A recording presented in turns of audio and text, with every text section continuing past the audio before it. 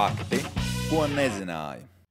Mīļākais sporta veids, kuram tu seko, izņemot svarcelšanu. Svarcelšanai gan es varētu teikt nesakoju, drīzāk spēka vīriem sekoju, bet mīļākais sporta veids, kuram es sekoju, vairāk vai mazāk, es teiktu, hokejs. Nu, Latvijas izlase tieši, kad spēlē. Citi sporta veidi uzreiz tā, nu, tas ir tas, kas man ienāk pirmais prātā, hokejs tas būtu. Vai uzskat, ka psiholoģiskā noturība ir tikpat svarīga kā fiziskā sagatavotība? Es uzskatu, ka psiholoģiskā noturība ir svarīgāka nekā fiziskā sagatavotība, jo psiholoģiski, ja tu esi izsists no līdzsvara, tu vari būt cik spēcīgs tu gribi, bet nesaliksies kopā.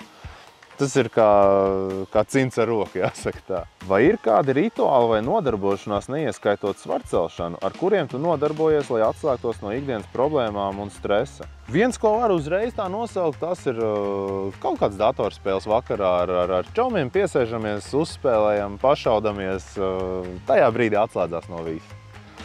Tad var izveidināt galvu, kā saka. Tāpat arī medības, makšķerēšana, bet tās tik bieži nesanāk. Nosauc 3 lietas, bez kurām tu nevari iedomāties savu dzīvi.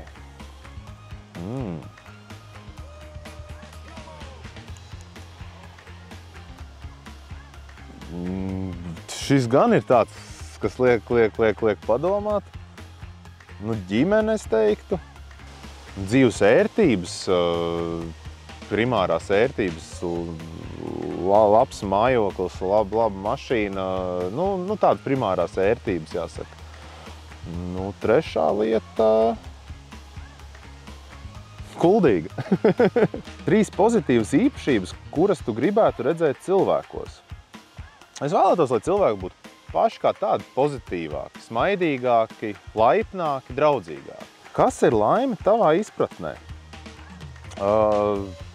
Ja tu esi harmonijā ar sevi un apkārtējiem, tad jau viss ir kārtībā un tā ir tā laime arī. Katram viņa ir sava. Pastāsti par kādu personu, no kuras tu smelies iedvesmu. Tādu konkrētu personu, es teiktu, ka pat es īsti nevaru nosaukt. Tāds viens elks man īsti nav. Ir daudzi cilvēki, no kura mēs varam kaut ko paņemt. Neviens nav perfekts. Kāda veida ģimenes atpūtu tu izvēlies? Man labāk patīk dažāda veida aktīva atpūta. Vai pie dabas, vai tas pats kaut kāds ūdens atrakciju parks, vai tam līdzīgas lietas.